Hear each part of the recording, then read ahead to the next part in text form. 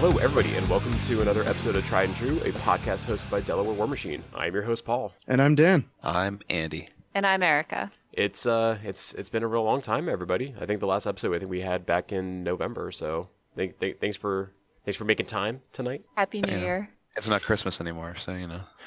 I know we have time. We have time again. Everything's calmed down now. Yeah, at this point. I'm still getting used to writing 2023 or typing it out. Dude, I still mess it up when I'm like trying to do things that's at my school and like trying to write on documents. I like keep on messing it up like all the time. It's ridiculous. Anyway, let's go ahead and take a moment to thank a couple folks. So More Than Dice, thanks for giving us a platform in order to go and share all the good stuff that we put out, as well as the other podcasts that are out there. You got Advanced Maneuvers, Boker Broadcast, Minority Report, War Dice, Shop Talk, lots of good stuff that's out there. Definitely go ahead and take a look, whether it's, Apple Podcasts or however you end up listening to those. You got to go and check all those different shows out. If you like what you're listening to, please take a look, check us out on YouTube. We actually just recently hit 1,000 subscribers, last month. So that was awesome. That's great. Erica has been putting together a lot of battle reports. We have a lot of Mark IV stuff coming through. What is the next one? We got the it's Storm Legion and Revenge one. Yeah, I think it's the Revenge one with Rick and Pete for Gators versus Signar. It's the epic conclusion of Battle of the Swamplands with this time Storm Legion and Blind Water Congregation. Perfect. And when do you think that's going to be coming out? So for our patrons on Patreon, you guys can expect that battle report to drop next week.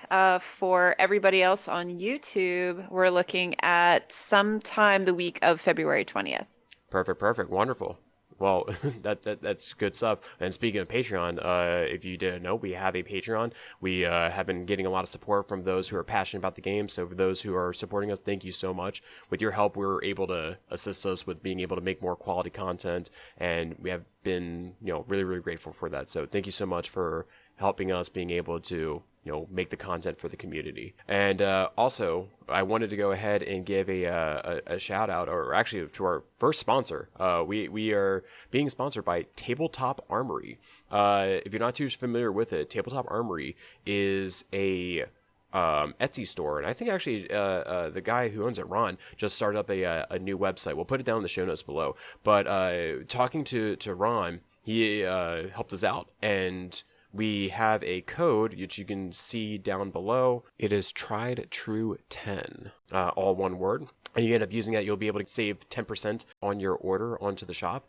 Really, really great stuff. The Ron has a lot of cool, already pre-cut terrain templates that I've been using in order to go and deck out all of our tables. And he has so much good, useful stuff there. And not only does he have these terrain bases, but he also has good widgets and tools. And I think he also does the what is the 3D terrain, the bulldozer terrain? He ended up doing some of the bulldozer terrain.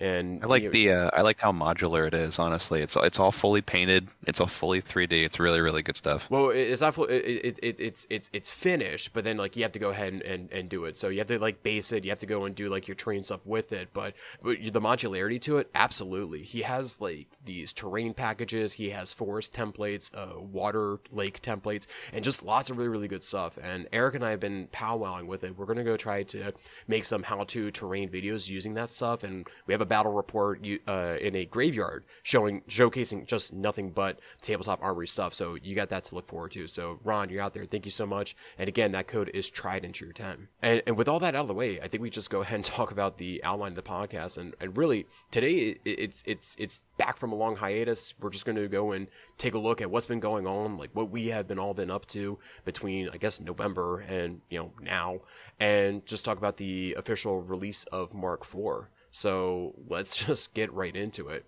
about what's been going on. Well, Mark IV came out? Yeah, right? Time for house cleaning. Who's Mark? So I guess we can just talk about all the things that happened in order. And I guess even before, because Mark IV officially released in January, Tony and I did PAX Unplugged back in December. That was in the beginning of December, and we had a small steamroller. I think we had 8 or 9 people show up for it, but it was a 50-point event. It was fun. I enjoyed it. Dan ended up taking first in that, so congratulations to you. But I think overall, everybody had a good time with it, right? Yeah, I had a great time. Well, Winning's always fun. But Yeah, it was also very much deep in the beta too. So, and it was a lower point steamroller, so it's tough to like Yeah, I will. know what your future numbers are going to be based on that. You know, it's interesting Right, you mentioned that because like it being at 50 points, I think the original idea was that we did 50 points because we thought that the starter boxes were going to be out at the time, but I think the delay because the popularity and the demand of them was so high, they didn't release until what, like January, right? So Yes.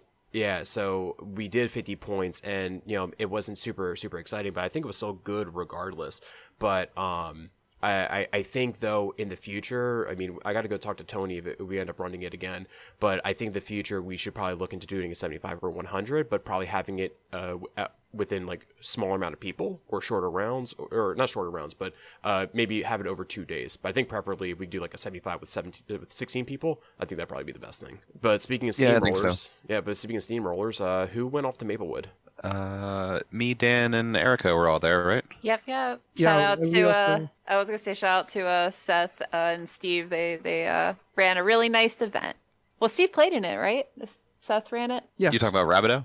Yeah. Yeah, That's right, because he had his storm. Rabido was Legion. still putting together his Storm Legion while he was That's right. Yeah, getting he this was gluing table. them at the table in between rounds. I think I Don't remember forget, we seeing- also carpooled up there with Pete. That's right. Oh, that's Oh, right. Yeah, yeah, Gatorman yeah. Pete. Yeah. I'm trying to see like other people. Like if I remember if my memory serves, I think Steve King was up there too playing. Was gosh, why can't I think of his name? Yep. Dave I had Dave the- was Dave was there. there. Okay, yeah. Yeah, it was actually a really great turnout. I think we had it was 14, 14. 14 players. We even Wow. had 2 players out of Buffalo who made the 4-hour drive down to play. It was really great. It was sort of like a family reunion because we all hadn't seen each other, most of us, since the Broker Brawl. Yeah, we all had a It's diner great. afterwards too. It was good. It was That's good nice. vibes. That's great. Yeah, it was awesome. We all collectively as a group, instead of going the 4th round, we just did 3 rounds with tiebreakers. Then we all grabbed dinner together. It was really nice. I Dan think that took first in that one too. Yeah, I think. Yeah. I I had a think- clash against Steve actually in the last round. It was a great game. Nah, he's a great opponent. I was going to say though, yeah. like being able to have like those 3 rounds, I think, or like calling it shorter to be able to enjoy that time. I know that even with our steamrollers, we would go off and do meals somewhere. I think like one of the times we'd like get like pho. I think like that one restaurant that was nearby. It was just nice. It's just a great way to just hang out with everybody, talk shop, even like things that are not War Machine. Yeah, at the end of the day, I like rolling dice and I like playing this game, but I don't do it just for the miniatures. I do it for the people too. So getting a chance to just hang out and chat without a table between the two of you, or not a War Machine table at least, dinner table, it's a great change of pace and really helps you connect with those people that you're playing games with. Absolutely. Hey, Erica, do you know where all those coins are at this point for the King of Coin League? She better. Yeah, so King of Coin League's going strong. We currently have 47 people signed up for the league. It's still open, so if you're interested, let us know, get you added on the Discord, and get you access to the Google Doc. Players can Yeah. join basically at any time, right? Yes, yeah, there's no cutoff, there's no cost of entry. It doesn't matter where you're at geographically, because a lot of us are traveling to conventions with these coins. So we're trying to see how far we can spread them out to the masses. Get 16 coins are out. If you have a coin, that buys you into the big final tournament at Nova at the end of the year. Nice. And we can coins can change hands any number of times, like right up until the last day, right? Yeah, you just have to roll up that Saturday with one of our official 16 coins, no counterfeit coins. And that buys your ticket into the final tournament. Yeah, absolutely. So possession being 9/10 of the law, all you need is that coin. That's cool. And It's then not how much you win; it's when you win. That's right. And then also other stuff that Eric's been working on, your Kador Winter Course first unboxing video. That was so much fun to watch. Oh yeah, so funny story, quick sidebar. So Andy and I were celebrating our 5-year wedding anniversary 4 months late. That's because of work in Philadelphia. And while we were at dinner, I got an email from Privateer Press about the Winter Course starter, and I was like, oh my god, like that's awesome. We've never been sent anything like this before, and unboxing is something we have yet to do on the channel. Full disclosure, I don't watch too many unboxing videos, so I as soon as we got home and I got the box, I started doing as much research on YouTube as I could just to see like what was out there. So that's what we got. I mean, you checked the box with having the cat in the video, so that was fun. Yeah, it was. You had cat in video. You opened box. You showed what is in box. Yeah. Good job, lady. Well Yeah, done. it was a well lot done. of fun. I was really impressed at like the models that were one piece. So for me in this hobby, I don't like the hobbying part of the hobby. So I don't like putting the little mans together. So the fact that they're all one piece and all I have to do is attach them to the base, that's like a huge seller for me. I agree. You're the people same like person me. who lovingly painted her entire Grimkin army. Well, painting's different. I Yeah. agree with Erica. Assembly has always been my least favorite part of the hobby because I just want to be able to play with my toys, not sit there just jamming pieces together and getting glue all over my fingers. Yeah, that's why I I had still have glue from last night. yeah, that's why I all over my had fingers. to get the Cussite Woodsman out because those guys were such a nightmare to put together. Like I still had PTSD from putting these miniatures together. I was gonna say like the NIS Hunters as well, like the exact same thing. There's just like so many different pieces that are in there. I am gonna go say though is that just because of the Ret Jacks, I did like the Jack kits and then being able to do those dynamic poses. But I think if we can, shrink the amount of Jacks that you have and then swapping out the arms, I'm definitely also a fan of that as well. Well, I think look at the sculpts of the new Signar Jacks. They're extremely dynamically posed. Like you can really kind of make them a couple different action poses. Yeah, they look great. Also, With the legs, anyway. I know the arms locked in. My bad, lady. Yeah, no, that's okay. The other thing too is that the quality of the resin is definitely a huge improvement from what we saw with the battle boxes from last fall. They're not, the material isn't as brittle. Nothing was pretty much outside of like the one Jack weapon. Nothing else was warped or broke that came in that box. So Did you figure out what that extra head was? I think it was part of a shoulder thing. That's what Chris said. So Okay. Chris is helping me assemble and paint the army. Shout out. Thank you, Chris. You do an amazing job. And we've been able to get those replaced pretty easily. Privateer Press has been awesome and very receptive and very quick at replacing bits and parts that are either misprinted or broken. So Yeah, no, absolutely. And then I know we have February Food Machine coming up. That's what is that? That's the 18th, right? yeah, coming up. right around the corner. Be excited for that? Yeah, I always like seeing what combinations people come up with. So just kind of looking at what our community is discussing on Discord, I think it's going to be a lot of Maylock. Like, I think everybody is taking Maylock.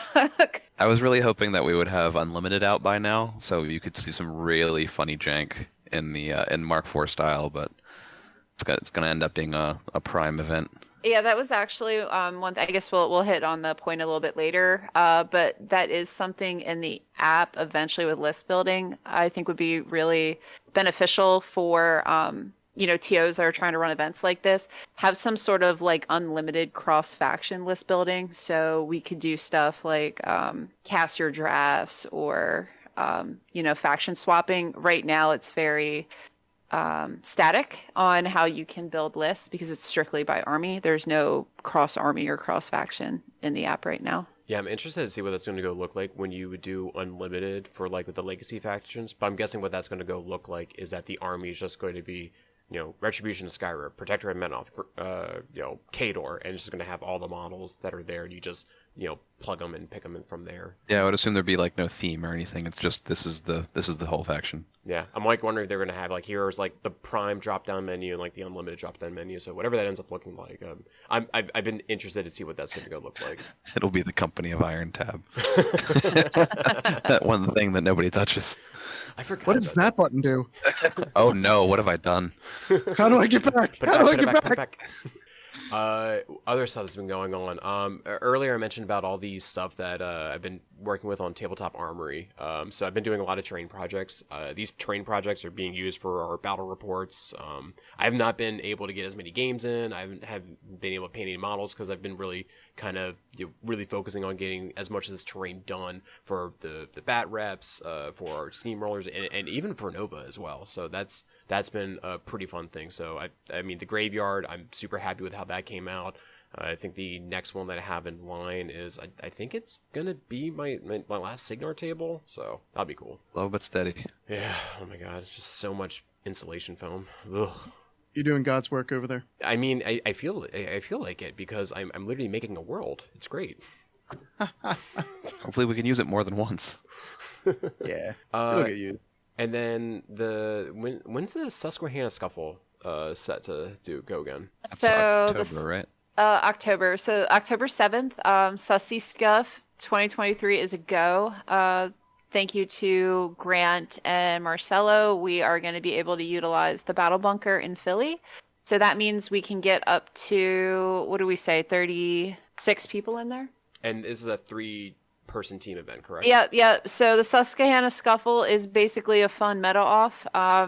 Get your meta, get your players. They're 3-man teams, and we're battling out to see who's got the top. It's like a dojo showdown. It's all in good fun.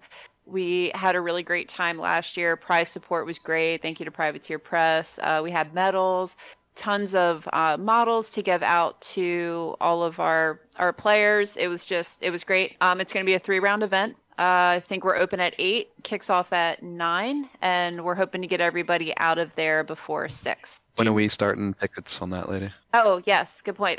Tickets will be available starting 1 June, and it's ticket per person, not per team. Gotcha. And then, did you say what point value it was? Still on the jury's still out on that one. It's either going to be 75 or 100. Something I think we're going to hit on a little bit later. I'm more partial to 75, but of course I'm open to hearing what people want, what their preference is. And then I also see the Siege Invitational, so that's going to be coming up. Yep. So that's shout out to the Minority Report folks. That's their big steamroller that they run every year. That is an IG qualifier. And if you haven't seen their giant Siege Hammer trophy, that thing is a wonder to behold. I think it's like, what, 60 pounds, Andy? Yeah, didn't you It's all in one spot too. It's impossible. It's impossible. So the idea, Just so a that's that. kettlebell tied to the end of it.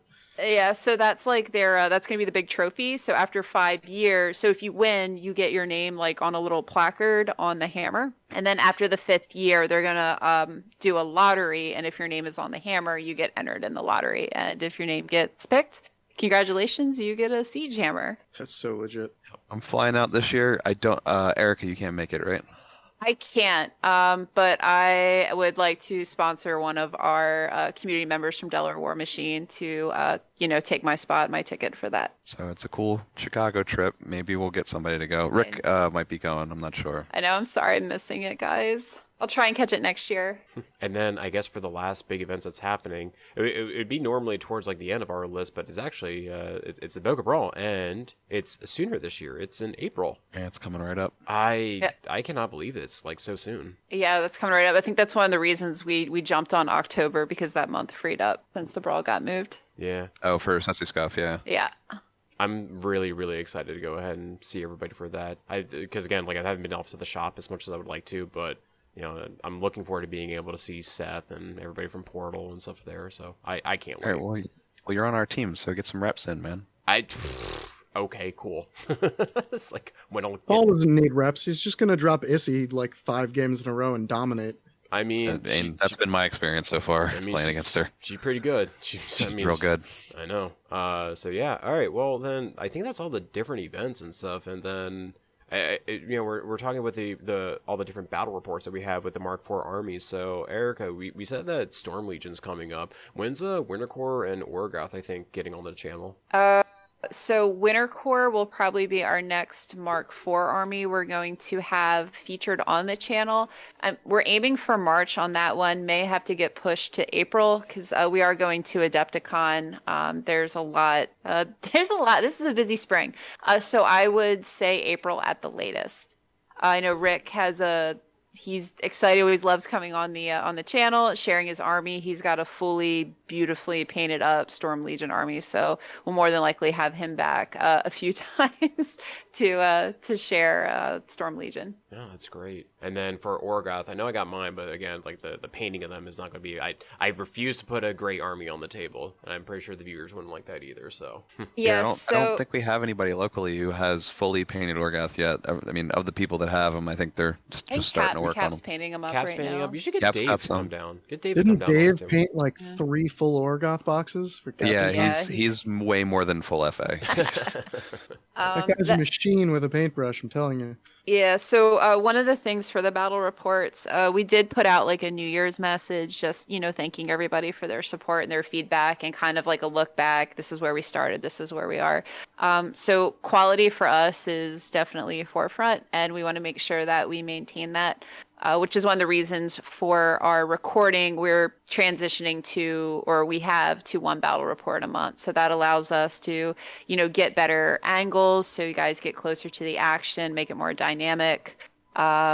Yeah, and just give a better product out there. And then also, final thing though, data recording. I saw that you ended up plugging the what is it, the Nova little short that you put on. Oh yeah, that just released today. Yep. So we're gonna start releasing some promos to advertise the events that we are hosting, the War Machine events that we are hosting at Nova Open 2023. Got in touch, of course, with the Nova folks, so they're going to be sharing that on their platforms as well. So we have an awesome spread. I think we're going to be hitting on that. Are we talking about that now? Yeah, let's just talk about it now. I mean, Talk about all the other events for the year. We might as well do Nova, right? Yeah. I mean, that's the one okay, we're One of the big cool. one for us, right? All right, y'all. We're running the Nova War Machine events this year. We're super excited. We have a really great schedule. Our big thing is so of course we're going to have all your favorites. So the team event, the IG qualifier. We're also, I guess, our big marquee event that we are putting on this year is an Orgoth narrative campaign, which is going to be this team-based thing. We can get into that in a little bit more detail a little bit later.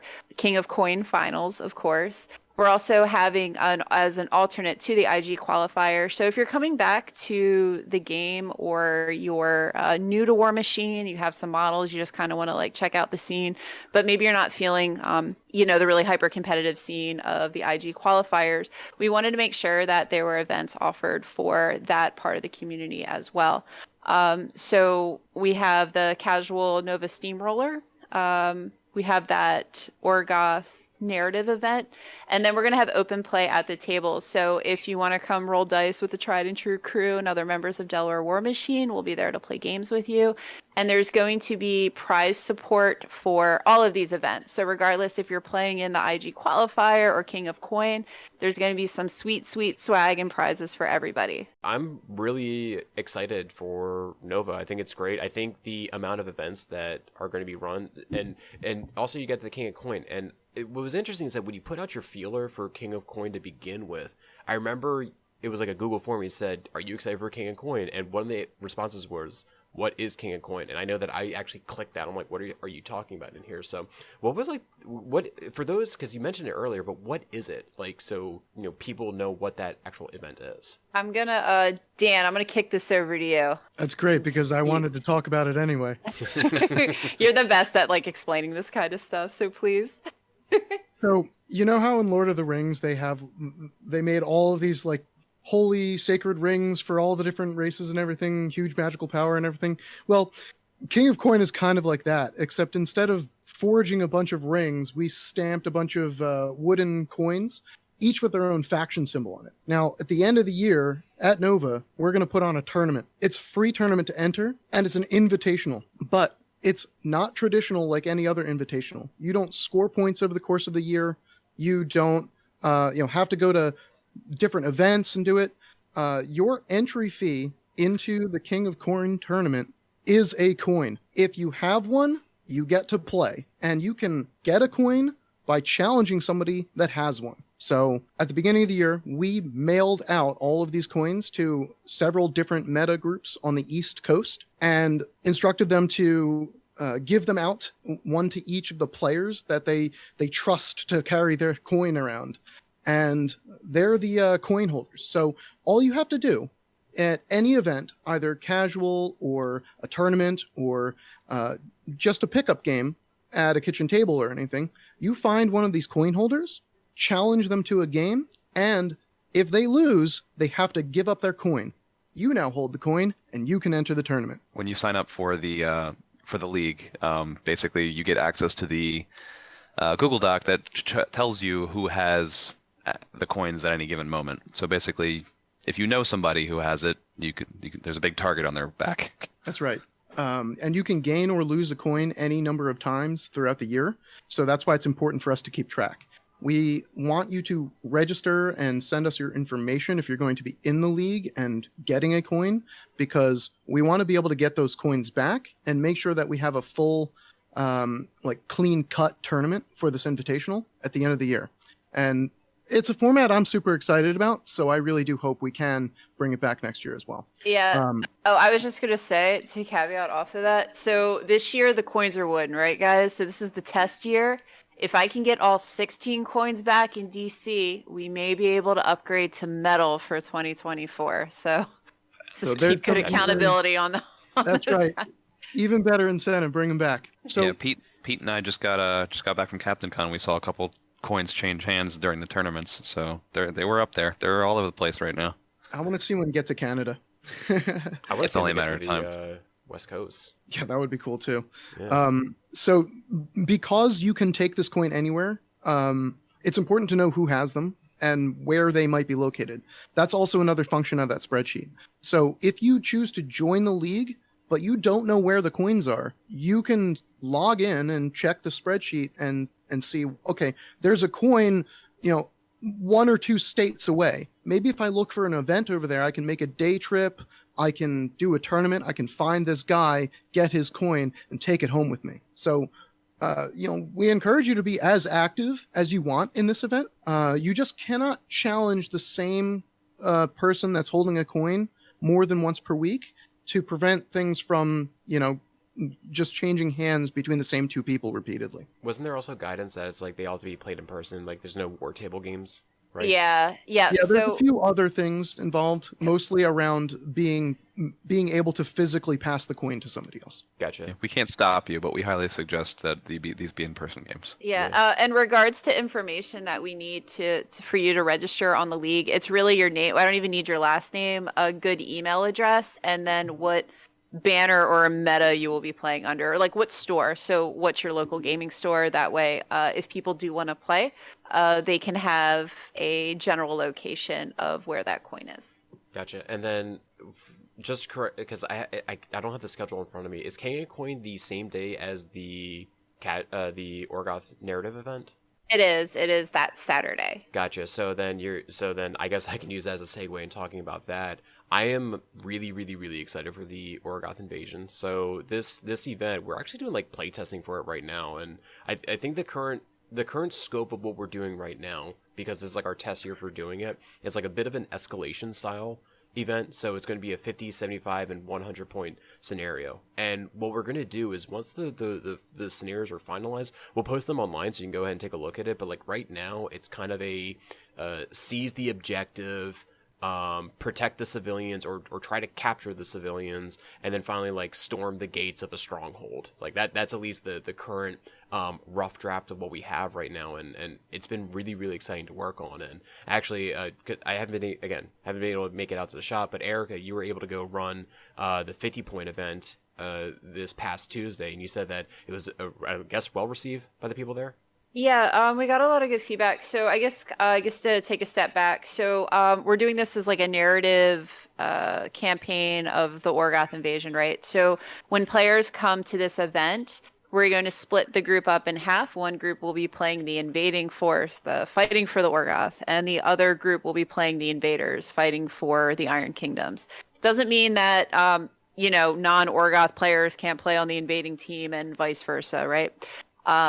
So as we split in half. So the way that the tables are being set up is we're doing them by a region. So the regions we have Signar, Ios, and Kador. So we have all these tables that are themed. Each region will have their own special rules that are associated with that table. So for example, if you are playing in Ios, we have these magical rune rock things that are sprinkled on the map. And if you have a character that casts spells that's within 2 inches of that terrain piece, an inch or 2 inches, you can roll a d6 and something good happens or something bad may happen depending on that die roll. Kador, I think we have like a snowstorm that comes in on round 3 with special rules, and Signar has a cursed terrain that gets moved around. So as the teams are playing, the teams are going to play for ownership of that region to see who wins. So let's say the invading force takes Kador, the Kador tables round one, but the defenders are able to defend Ios and Signar. That's going to kind of change what happens from round to round in that region. And so at the end of those 3 rounds, we'll see, if the invasion was successful or if they were able to be repelled. So we were able to, so thank you, Delaware War Machine, for helping us test these scenarios. We were able to test that first scenario using one table from each region to kind of, test the different, the different conditions of those maps. And when we're trying to like develop the tables for them, we're actually trying to have each nation feel different from each other. So I mean the stuff, again, going back to Tabletop Armory, using their bases in order to go ahead and construct forests and rubble and tall grass, everything else that you would normally see in a normal game format, but it's going to feel like the wintry wastelands of Kador. It's going to feel like the misty, mysterious lands of Ios. So I'm really excited to see what our tables are going to go look like, considering what we saw last year. And again, like, we're just only looking to upgrade and make the tables that much better. I will say, just observation wise, I think I mentioned this to you, Paul, when I was taking pictures and sending them to you. It was really nice to see tables without the circles and the rectangles. Like, they just visually look more appealing. No, they I belong. hear you. They belong. What'd you say, Andy? They belong. I don't know. I think they look better without them, but I mean, personally, I know that I've had the conversations, is that I like the arbitrary circles and rectangles. I've never was a fan of, and I would rather go fight over a MacGuffin that's like in the middle of the board, which I'm like, that's visually something that I want at that point. So yeah, no, I'm excited. I can't wait, and hopefully we'll have those rules finalized in the next like month or so. yeah, and it's gonna be fun too. So like, if you're, depending on like what team you are, like, we're gonna have like a team general, right? So let's say your Kador players, maybe because of the rules in the Kador region, they may get a bonus for defending Kador. So it's like, as a team, you can collaboratively come together and be like, okay, I feel like my army would serve best here versus here. Weren't you saying like something about like there being like a commander of like the teams, and like you would like redeploy, like you're gonna go here or go there or something like that? Yeah. So each side's gonna have like an overall like general, right? And then each region is gonna have its own like commander. Right. So it should be fun. I think it'll be a good time. I'm really looking forward to it. I'm looking forward to seeing what it's like, and then barring success for that, we can maybe start to build it up and see what would be in future Novas. But... yeah, like maybe make it a 2-day event if it ends up being big. And for those that are playing King of Coin, since those events run alongside each other, if you play King of Coin and let's say you're out at like round 1 or 2, you can just come over and we can cycle you in on the narrative scenarios or the narrative campaign as well. No, that's good. Was there anything else that we need to talk about Nova? Come to Nova, guys. It's gonna be fun. There's a lot. There's a lot. I think tickets go on sale March 1st, right? Yep. Yes, tickets go on sale March 1st. Yes. All right, and then I guess with the latter half of this, we can go ahead and talk about the official Mark IV announcement. So I guess the initial knee-jerk reactions of everything, I know that when Mark IV was first announced, I know that like the unit movement thing was weird, and then the rack spells and stuff, but really, like, I think after us playing our games, I feel like a lot of the things we were over worried about, I don't know how you end up feeling about it, but I know there were some other knee-jerk reactions from the overall. So like, I know like the defenses thing was a bit of a weird thing. There was a relatively negative response to that, but they had to see that coming just with the quantity of information that was brought out. It's tough to swallow that. So they did the right thing though. They took it back. They said we're reevaluating how these work and what they cost and all that stuff, and they even said they're going to sell them individually, so you don't have to buy 4 packs of everything. So I think they're hopefully getting some goodwill on that. I think that's good, and it's again like one of the things I do like about PP is that they really do listen to the community and see what would what actually works with us and the players and stuff, and it really does put us, I guess, in the forefront of those decisions. How's everyone's thought about Legacy versus Mark IV new factions? Like, have you found it to be very difficult to play Legacy into Mark IV, Legacy against Legacy, Mark IV against Mark IV? Like, what have your experiences been? So far, I mean, it's mostly Legacy so far, right? Because most people can't field a full Mark IV faction yet. So Yeah, unless they're of the one, proxying or something. yeah, I mean of the ones we've played, I mean Signar seems bonkers, man. Signar just seems friggin' bonkers. The other two seem relatively fair. Ignar's always been bonkers. People just stopped playing it. Kador seems relatively fair. Of the ones that I've, Winter Core has seemed relatively fair because I've proxied against Erica a bunch of times. And Orgoth I haven't played against all of the infantry yet, so I'm not entirely sure how they. I mean, the whole Kishtar thing was a bit crazy, but that got knocked down pretty quickly. She's still a super swingy caster. I would hope they try and rebalance her a little bit to be a little bit more either I kill you or I lose kind of confused. thing. Wait, what was the Kishtar thing? I missed that. F's in chat for Phantom Hunter. Yeah. Oh, that one. Okay, gotcha. Yeah, so Kishtar basically feats and runs at you and gets within 10 inches of your caster and then blows them up with a very high likelihood of success. Okay, so gotcha. it's and then she's 10 inches from your caster, so if she fails at that, she dies.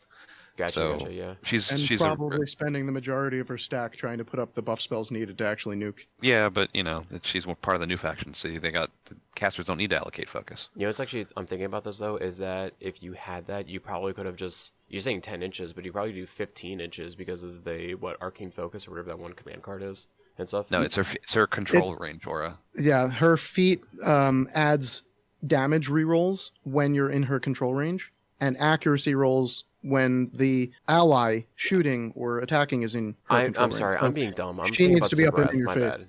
I'm thinking about the other caster, Sabrath. No, Sabrath's really cool. I love the way they did her because she builds her own feat by taking her spells on the rack. That's really, really cool. I'm telling you, I have the Orgoth, and I said if I decide to play them for Boker Brawl, it's going to be Kishtar and Sabrath, and I would main the shit out of Sabrath. She looks awesome. She's so cool. I've never had like a utility spellcaster like that before, and I absolutely dig her. I love her. She's great. All right, well, if your feat goes really, really well, you feel really smart. But if your feat fails, it was your fault. So, it's one of those.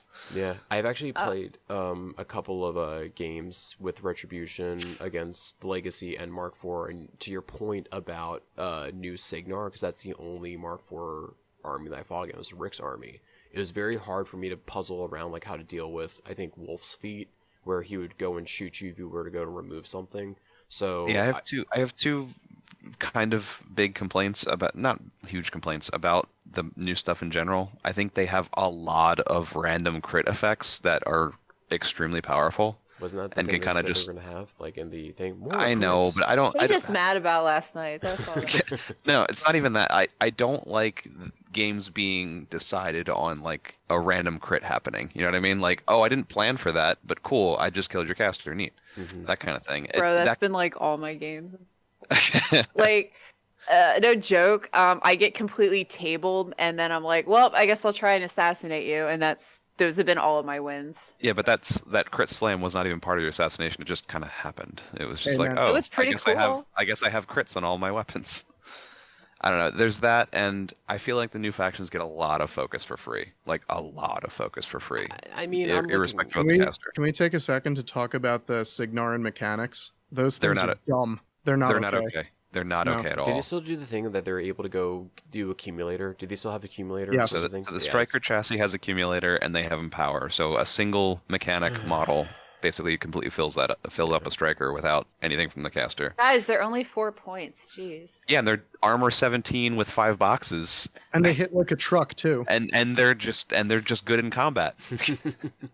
It makes me sit there and go. I look at my choir and I go, "What the fuck's wrong with you guys?" Yeah. But I was gonna go say is like just going back to playing with Rhett. I out of all the different casters, Helena was by far my favorite, just because she was the one I started with and I loved her. But playing Helena into Storm Legion just never worked, and then I'm like, okay, I guess I gotta go play Assyria and blinding light on all the ranged jacks, so that way the wolf feet doesn't do anything, and you're able to kind of trivially remove those pesky guns so your infantry can get there. It was fine. But Yeah, for pretty much every. Oh, go ahead. no, I was just saying it kind of felt like playing on the back foot, unless if you're playing like the best stuff in there. So I think one of the concerns is that the Mark IV armies might outpace. I think they have a lot more tools potentially, but I think that you might have resources as long as you use them effectively. I think you'll be all right. But I mean, you might have to go play that caster you're not super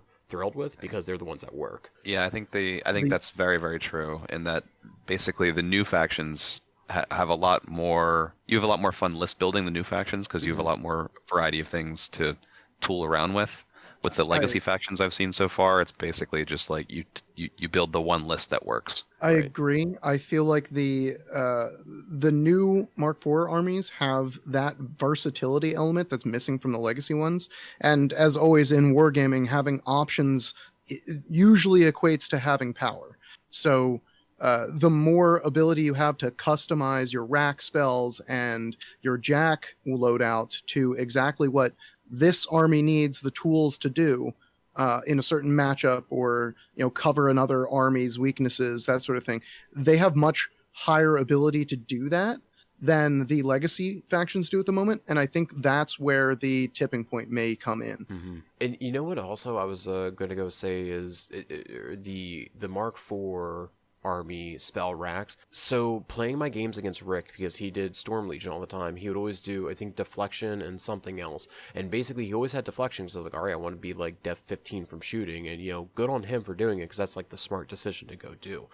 You don't bother with against me because I'm playing Protectorate. So. but I guess what I'm trying to get at though is that because Dan's been doing Winter Core, Erica's been doing Winter Core, and I've been theory building with Orgoth, and having actually put it on the table. Do you just find that whenever you list build, you just kind of take the same rack spells, and then it's like, okay, in this matchup, I'm going to have to switch it out? Kind of, yes. At least in my experience so far, I'll take, say, Baronova, Katarina Baronova. She has 3 rack spells, and I will go into like 90% of games saying, these are the 3 I probably want to start with. Right. Okay, what's my opponent playing? Do I need to swap one of these because in this specific game that tool's not useful? I have a small list of the rest of them. I have a small pick list that I have of things that I commonly will swap in. So for her, as an example, my spells that I rack by default at the start is going to be Razor Wind, Avenging Force, and Iron Flesh. And then I look and I say, oh, my opponent doesn't have too many guns or blast damage or anything. Maybe I consider dropping Iron Flesh and taking Superiority. So that way my Heavy Jack can out-threaten their Heavy Jack, and now I can play this game where we have to jockey for position. I have to look for those opportunities to make sure that every time I play a game, it's going to have the right tool for the right job. And I think just slotting the same things and going into autopilot is going to be a big mistake that a lot of players are going to fall into. Similar to the old, I got second place or second on the die roll. I get to choose my side. I'm just going to stay here. It's going to be if you force yourself to make this decision, it could lead to having a lot of advantages. And if you sleep on this decision point, it could come back to bite you. I guess just from a rack perspective, I don't think there's any in the Khador or Signor one. I mean, the Signor ones, you're always probably going to stake snipe, but I don't think there's any in those lists that are just you have to take in every single list with every caster. I think they're depending on the caster you're playing, there's different options that you can play with. So I think that's hitting where they want it to be. I guess what my point was to talk about. Sorry, Eric. I was one thing. I guess that my point is, like, when I was theory crafting with Orgoth, I look at Sabreth and I look at her. I think she has overtake, like she field marshals it. So then I'm like, okay, cool. I want to take lights with Berserk and Arc Nodes, so that way I can have Berserk overtake lights and maybe have Carnage up there for that. And I guess that's what I'm trying to get at is, like, when I'm list building, I'm like, this is what I want this list to go do. But then I might not have, like, if I look at my matchup, I'm like, well, then maybe I don't play this list, or I can't play those rack spells. So I guess to my point was that list building is weird, where it's that, do I just want to do a list that seems good and then I just do the spells that would help it be delivered, or do I want to go try to do a very unique shtick and then really lean into that? Go ahead, Erica. I was just going to say, since we're talking about, before leaving the Legacy versus Mark IV army thing with defenses. So, sorry, and I'm going like way back in the conversation here. Okay. But so one thing that was said online about defenses is that's why we need our, what do you call it? Our 120 mil bases back and or 80 mils, right? Because that's what's going to take out defenses. I remember because Andy and I were in Philly when the news dropped about the defenses, and the first thing I said to Andy was, "You got a church. I got a tank that moves 7 inches." So for some of these legacy armies, are they going to be at a significant disadvantage if they only have access to battle engines? Because a lot of the older battle engines only move 4 inches. Well, sure, they can run 5 inches, right? But even placing a 120 millimeter base causes complications. Oh, That's one of the reasons I 100%. stopped. Yeah, that's one of the reasons I stopped taking them in Mark III, because I would just jam my army out because I had this ginormous base.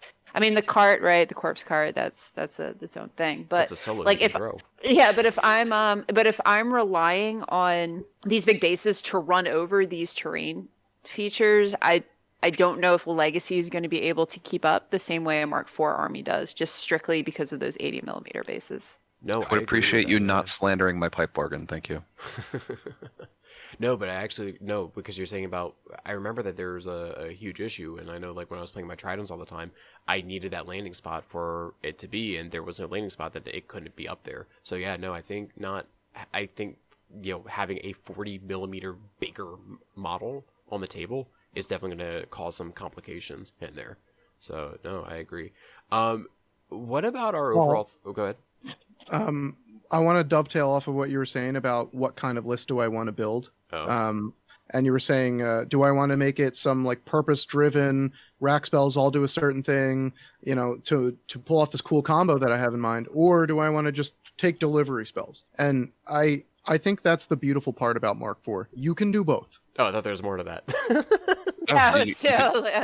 You could literally just have that as your intent, or Yep. have as your intent to be like, I'm going to be flexible depending on what I'm fighting. It's really Absolutely. What's that mean? Why not both? Right. Where's ¿Por qué Pete? no los dos? Where's Pete? So, Yeah.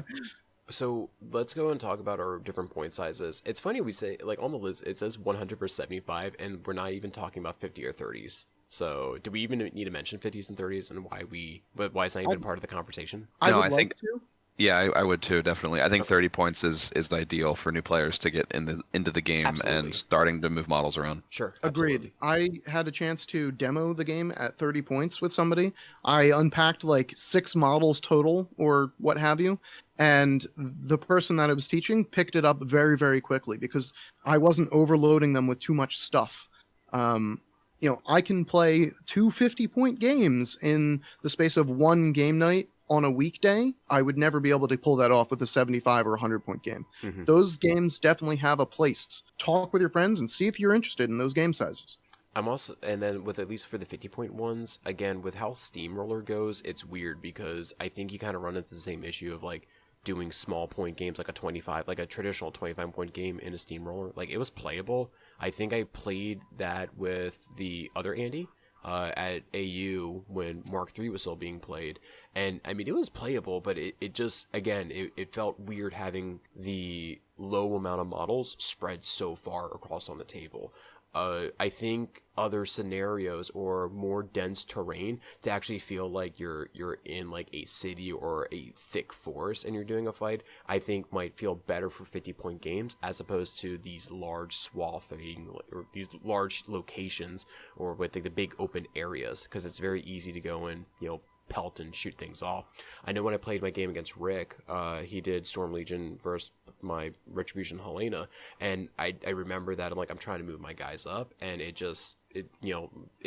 didn't feel good because there wasn't as much like things to keep them behind, because it was just like a traditional normal like 7 to 8 pieces of terrain scattered around on the board. So I mean, I think 50-point definitely has a place. I just think it's not been polished to what those games should actually look like. But then 75 and 100, I think this is the big not argument, but I guess the big discussion that a lot of people are having online of like what's ideal. Yeah, everybody's kind of looking at each other going, what are you playing? What are you playing for your Steamroller? What are you playing for your Let's Steamroller? go around the horn real quick. Everybody here, what do you prefer, 75 or 100? Start with Paul. Okay, gut check, I really like 75 more. Okay, Dan. I really like 75, but I respect 100. Andy. How long can my answer be? It's what we're here to talk about. I think 75 causes a lot of issues with list building, which Yes. is probably the intent. Yes. Yes. 100 points feels like a full game. Like this is an hour clock. This is a full game. I have enough models to do a full scenario that feels like it's intended. You get all your toys to play with. Right, and I mean, that's not all actually of them, but why yeah. I really like 75 is because it actually I found making 75-point armies difficult because I'm forced to make real sacrifices in Yes. list building. Yes. Do I actually want that support unit, or do I just need to take another solo that's going to score something like a flag? I'm sorry, can we like talk about real fast on like how solos are very important now because they're the only things that score flags. So it's like you really have to think about adding solos to your army instead of having like the free rec options like back in Mark 3. Yeah, and having that- cheap and solos that's- is hard at this point. Yeah, and that's the other thing too with legacy armies, because a lot of those solos are very expensive, like 4 and 5 points, and some of these new guys are like 2 points. I know my Elias Gade, it was defense 12 armor 16 with 5 boxes is 5 points. I'm like, I'm sorry, man, I can't bring you. You're just too friggin' expensive. But yeah, solos, yes, I agree, are very important. Erica, 100 or 75? 75. I I like the smaller model count because the game goes faster, and to repeat what's already been said, I like there being a choice. Like you I'm really the have, degenerate 100-pointer. yeah, like you really have to critically think, and you value your pieces more versus the 100-point game. You can bring everything. Like a 100-point game feels like I'm trying to play Mark 3 while in Mark 4. My biggest problem Yep. with 75 right now is not the list building. It's too easy to out attrition your opponent in one big knockout punch. So with 75 points, if you get a decent alpha, the game might just be over Yeah, like that's- because most they don't of the have games enough to hit now. back. Yeah, that's I hate actually, to tell you that, Andy, but that happens at 100 points too. It can, but if you're as the person who's not getting the alpha, if you position decently, like there's a better chance of you having enough to at least chew through some things and score on scenario. yeah, next that's turn. actually something else I kind of wanted to touch on. And Andy and I were talking about this after a game last night, is that turn 2 and 3. In Mark 3, of course, that was like probably the 2 most important turns of the entire game. In Mark 4, that's like it. Like turn 2 just straight up decides the game, at least in the experience I've had playing this, because the attrition swing is it's real. It's real, you guys. And it's Yeah, amazing how committing like the committing units differences- is committing full units. No, Yeah. No, I was gonna say it's like because you're saying the units like your threat ranges. So I know pre-January update with the Assyria and the Sire having Desperate Pace and Crusader's Call, my Sentinels threatened 14 inches. And then Storm Legion, I think Rick stuff threatened at most 13 inches. So no matter what, I would out-threat him on that. And now being back at 12, it's like, well, do I just get shot at, or do I get charged at, or do they run it? It's weird where you don't really have much options at that point. But I'm when still you're- catching a lot of people on a lot of like the weird sightline stuff. You could have an entire unit hiding behind a house and have one guy peeking out the side, and that whole unit's going to get there. So like people still aren't quite savvy with the Mark IV unit rules yet. yeah, but Yeah, I mean, like, oh, go ahead. I was gonna say the way movement rules, and Andy's been helping me out a whole lot about this. So for me, I've played GW games too with like piling in. So the way I look at units now, I'm like, oh, it's just piling in, but it's really not. It's like this is a brand new like unit movement skill set that I'm definitely lacking right now. Andy's been helping me a whole lot about it, like with my suppressors last night, having them in a triangle formation versus like just shoving them into your stuff so you can't charge me. I think that's just going to create an all new, basic thing you have to wrap your head around because it's Mark IV, right? So it's a brand new aspect of this game that didn't exist before. Have y'all been having an spacing- easy go ahead. job, like, doing the threat ranges for like range weapons because of the placement of 2? So it's like it's actually whatever the walk and range, it's like that plus 3 inches or whatever it is. Have you been like The guns don't bother me. It's these like Andy was saying, these crazy charges that you have to watch out for. Like that's what's getting me more than the guns. The gun I'm gonna get shot at. Like I have to get up the board, so I'm eating that on the way up. Mhm. But the attrition swing again, pretty much most of the Mark IV games I've played, we've been scrapping in the middle, and it's that attrition swing, and that's what that's what decides the game, and it's pretty quick. And maybe that's Mark IV, maybe that's the intention. but like as a Grimkin player, thank God for the Heretic and that Fortune's Path, you guys. It's really good. It's really good. I've been getting completely tabled at my games, and it's been some like Hail Mary assassinations, and that's literally how I've been winning all of my games that I've won the Hey, past hey, couple Erica, months. that thing that the heretic's carrying around, is that a staff or a crutch? Yeah, I know, right? He's great. You know what? Like, kudos to him and a Frightmare, which is, I think, in my opinion, still too expensive. Yeah, like I don't know. It's the attrition, and it's always been a fight in the center. So maybe that's just us still playing with that Mark III mindset. Maybe that's the way the game's intended to be played. I don't know. What's your guys' feeling or experience or feedback? I'll say this, that with at least with the attrition of the game, I think I talked to Tim about this. I don't know, maybe it was with Pete, but it says like most of the games, it feels like a fire that you pour gasoline in, and like a lot of stuff happens, and then it just dies out immediately. And then like that's what it feels like every single game is. At least the ones that I played. Now I think I only had like maybe 10 or 12 games, before I've been like doing all this school stuff. But Yeah, everything feels very lethal right now. Like everything kills everything pretty much. I mean, everything felt very lethal when we were playing Rocket Tag in Mark III. I don't see how this is drastically different than the war game has been in the past. There have always been cases where you'll have, these flashpoint moments. A million things are going to die, and then the game looks very different after that turn. I agree that in previous editions, those units a single unit could layer itself 2 to 3 times and still contribute. And perhaps that feeling has been blunted a little bit in Mark IV due to the cohesion rules. But there are still examples of that happening with units that can aim and reposition. They're hard to pin down. Or just anyone that has reposition built in, like your Avengers units.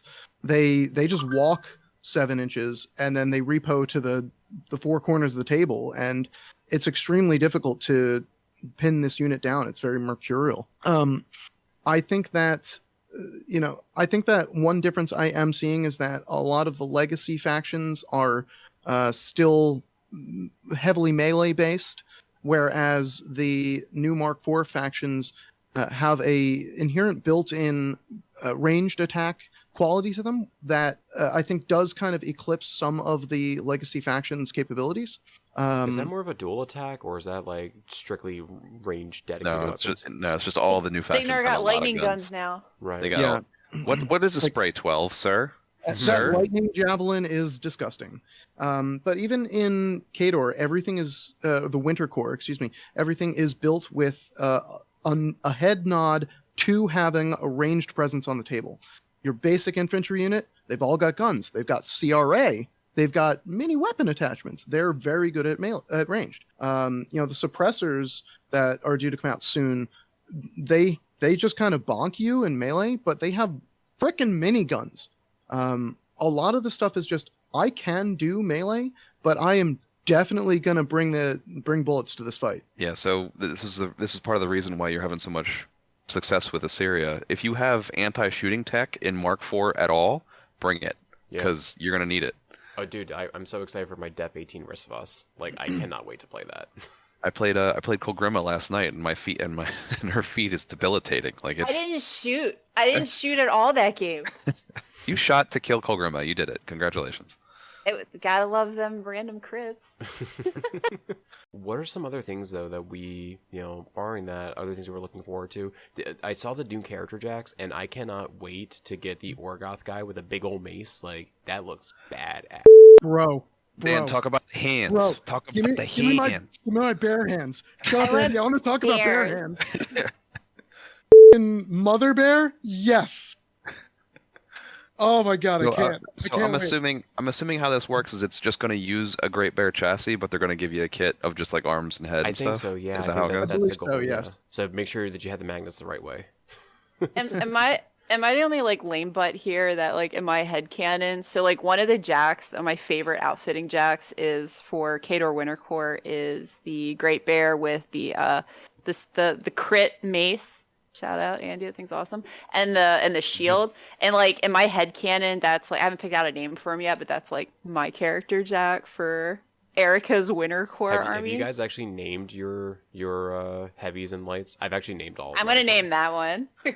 The one more question on this topic. Do we know if the character jacks are somebody's character jack or if they're like all three casters' That's a character good jack? question. I think That's a That I really I haven't good don't know point. actually. No, I think it's probably just like maybe a named character jack. Because again, I think the whole idea about the character jack is that there is it's the cortex, right? The cortex is the brain, so it's the brain that has consistently seen battle, did its thing over and Yeah, over I mean, in the again. previous lore, it was always because they had a bond with Yeah. a specific person or something like that. But that could, I mean, they made non-bonded character jacks in like the Avatar and Death Jack and all Yeah, that yeah, stuff. yeah. So it's and not I like was there's no about to say that. precedent for it. Yeah, so I think maybe they end up adding a bonding rule. That'd be cool. Maybe I don't know. That'd be kind of cool if there's like a command card or something like that, or something that Give would me do a that. bonding wreck.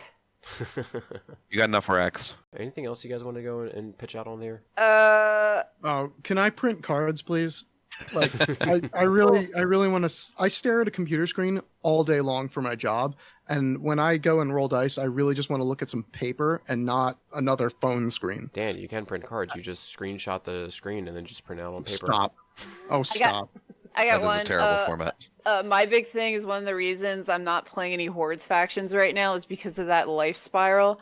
They fixed it. They fixed No, it. They gave no, you it's not. It's not fixed. They gave you a scroller. It's fine. It's really not hard. I like the grids. Okay, they are so easier to use. But before they changed, it's one of the reasons I actually stopped playing Grimkin as much because tracking damage was just not. It's just because your beasts were getting 3-shot. That's all. Oh yeah, we need to talk about that too. I guess earlier when we were talking about Legacy versus Mark IV, so I guess for Hordes, I think out of the four of us, I guess Andy, right, for Trolls. For Legacy, feels like a lot of the beasts, especially lights, at least I speak on behalf of Grimkin, compared to Jax, some beasts feel very expensive for what you get out of them. My bomber is 17 points. Like, that's a lot. That's a lot, you guys. 9 points for a Frightmare. Come on, my only gun, practically beast in faction. 9 points. Like, that's hard. And I have to take that beast in every list. I mean, that thing makes the cut every time. But I don't know if. Meanwhile, the most expensive chassis in the traditional Khador force is the Demolisher, coming in at a whopping 16 points. Yeah, I just feel like point for point value. I just feel like the Hordes factions are kind of hurting in this department right now. The beasts just feel really expensive for the type of work they do. That and my Cage Rager gets shot off the board on my deployment line against Storm Legion. So Erica, I lot know of it that has you missed Mark II for the most part, at least, but this is a lot of what it felt like in Mark II. Beasts were always significantly more expensive than Warjacks were, but they typically would contribute by themselves without caster support more to the game than a Warjack ever could. I think a lot of the problems right now is because, especially down at 75 points, is like because list building is kind of constrained and most people are taking 1 to 2 jacks or 2 to 3 jacks or whatever. If you take 2 to 3 beasts, you can't lose one. Like you lose one, you're in trouble. So it's trolls specifically. That's my faction right now. Is basically my general just run of the mill beater is 14 points. Like, and I've got 2 power 16s and I can range them to 2 power 18s, which is pretty good. But for 14 points, I'm getting nowhere close to Jack, out trading a Jack basically. I miss power 18 weapons. Yeah, the cheapest Great Bear has what, a power 19 and a power 17, and that's what, like 12 points. look, Erica's all about the Winter Core now. Okay, you guys, like. You should be. They're really they seem really fun. I may steal them from you at some point when you give them up for whatever you're. Yeah, I'm holding out for the dinos. All right, hashtag dinos in zoo. Zealots ride dinos. Please. Maybe I lizard people. I just want. Yeah, go ahead. Enjoy your. Have native zoo lizard people. That's fine. Don't make Menites a hordes faction. It doesn't make any sense. It's okay, Andy. You're only half a traitor. Khador, the motherland, does have Menites in it. Exactly. We still worship the same dude. It's fine.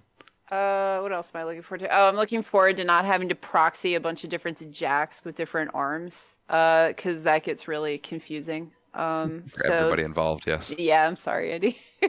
So I'm looking forward to actually having more dire wolves and great bears. Yeah, I'm looking forward to that. I'm also looking forward. Wait, real fast. I think if I remember correctly, the the fiction that they put out with the Rising Darkness.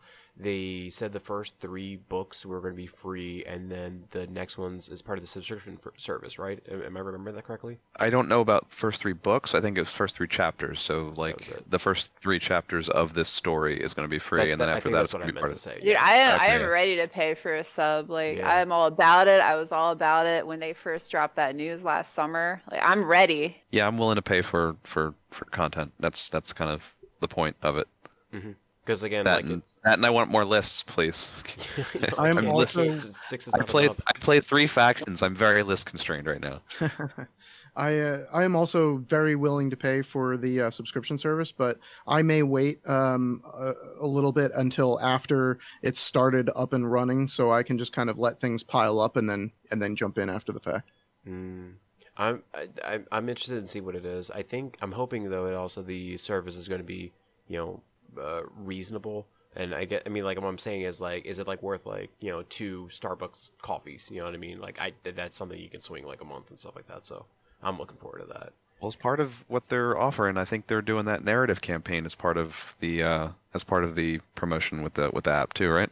I don't know if Starbucks is a good metric. 2 coffees is like $20. Yeah, I was gonna say Starbucks is like $5 a coffee. Like, it's like, which place do you go to? Oh my goodness. No, I'm looking forward to the narrative stuff that the PP is going to go ahead and put out as well. I don't know if it's subscription behind a subscription service. I don't know that anyway. But however they end up pushing it out, I'm looking forward to engage in more of those narrative style events because I know that they put out stuff. The Oblivion campaign. I feel bad that I missed that. Yeah, we bought all the stuff and never played it. I know, it's such a missed opportunity. But I'm really looking forward to trying to actually do some of those narrative stuff in the future, like when having time, especially like after like doing the stuff for the Nova stuff and just having so much fun and peeking into old, what are they called, no quarter magazines that about like all the old like scenarios. And then I think Ryan showed me, I think it was an old book like Apotheosis or something that had all these old scenarios. I'm like, this is fun stuff. So I'm just excited to do something that's not Steamroller. I mean, I love Steamroller, but I mean, like, it gets monotonous after a while. Yeah, I can definitely relate to that. And I think at the end of the day, you're not going to remember your 100th Steamroller game, but you're going to remember the couple times you played a wacky scenario with like a really memorable one-time effect and very thematic stuff, or there was a league going on. Those things definitely stick out in my mind. Going back a couple editions to like Mark II, where they had like a little stamp book, and every time you played a game, you had to collect a stamp, and you got special abilities and stuff.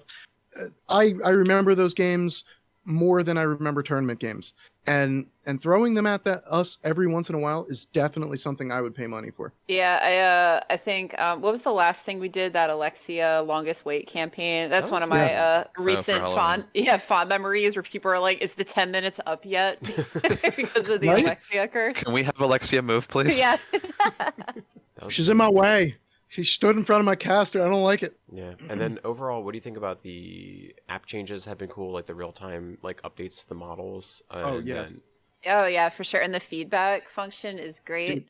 Dude, compared to the previous 2 iterations of War Room, this app slaps. It's incredible. It feels like this version of this app is much more easy to update than the previous ones. So they're having a lot less trouble popping out updates.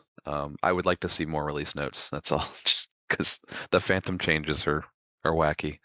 Yeah, I mean that's every software though. Every software has that. So it's more of the same for the tech industry. I would like some like better artwork. Like if I click on Boris's picture, can we get like a inflated version of his picture or something that looks like a big stat card? Because right now it's just taking you to their grid, their abilities and everything like that. But it was neat in the original War Room to be able to click on the icon instead of the stat row and get more of a visual effect. Mm-hmm. But yeah, I very much like that. I always looked at that as the card front was always what I would look at instead of the actual. Yeah, as somebody, a splash art of like a full size on my phone, full background of like what Boris looks like. Then I could do all sorts of cool stuff with that, and maybe I could make it a phone background or something. Like I want to nerd out on Kador. Let's go. As the bat rep person, the splash art is appreciated. It's very important. Yeah, and then also the because go back to the library stuff. I'm looking forward to whatever other fiction they end up coming out with. It was nice that it was just like today. It said the third chapter of the book is. So I'm looking forward to having all the reads. What have you guys like compared it to the other books? Like, how do you think they are from like I don't know, like the Kane books or the what is it, Into the Storm or something? I read a couple of the Kane books. I read the Thagrosh book, and I read the Godless book. Godless was, of course, my favorite. I was very disappointed when it was like Fire and Faith, Chapter 1. I'm like, ooh, there's gonna be more of this. But Yeah, that was written by Aaron Riddell, right, Andy? Did he write? no, that was hold on, I have it on the bookshelf. Give me a second. Hang on, guys, he's getting the book. Oren Gray. Oh, okay. But yeah, really, really good. I like the first couple chapters. They seem to be building up some characters that they want to play around with. The chick in the heavy armor seems like she's supposed to be some good comic relief. So you know what other stuff? I'm sorry, not to do another plug-in for Nova, but it's really it's helping me out with like really kind of wrapping my head on what those scenarios are going to go look like as well. Like visually reading them, like, ooh, yeah, I like this. Yeah, because like you were saying after we read part 1, I think, Paul, you were like, oh, wouldn't it be cool if we recreated that village that's in the first chapter? Yeah. Or if they come in, you guys were doing, yeah. or if they come in on a boat. I know that'd be hard. I'm sorry. Silence. No, it's okay. Simulate boat. I've been looking at the Lord of the Rings tables too long. I'm sorry. How do boats work on a 4x4? Boats. No. Okay. I think we're at the end. I think that's everything. Am I right? Yeah, I think we've wrung it dry. Jesus. Yeah. Oh, I guess as we're coming to the end, so I don't know, do we want to share? You don't have to include this in the final, Paul, but that we might not be doing the deep dives as much. It might just be checking in with current events. Let's actually talk about that now. Yeah, so when Tried and True's podcast first was a thing, the original goal was to do deep dives that were quote unquote timeless, that would be relevant. You know, we can go find us like 2 or 3 years later and the stuff is still relevant. Frankly, with life right now, it's very difficult to dedicate the time to make effective ones for that. And I think that if we wanted to make this more consistent, we were thinking about maybe switching it to a current events, with maybe doing like a deep dive as like a we're pitching it around. I don't want to make any promises, but like as like a Patreon thing, it's like, hey, like pick a deep dive series of these 3 things, or pitch an idea to us, and we'll like suggest it or think about it and stuff. Consider it, I should say. So like yeah, I mean, I think that's a lot of the feedback we've been getting too, especially when we just coming back from Captain Con last week. A lot of the requests were just basically like, where have you guys been on the podcast front? We want to hear what you guys have to say on everything that's going on, instead of like, that kind of thing. What I wanted to say on the subject is, I think that we can go back and do really extreme edits for the episodes that we want to keep timeless, that will just, you can refer to this as a reference episode and it could be valid later on.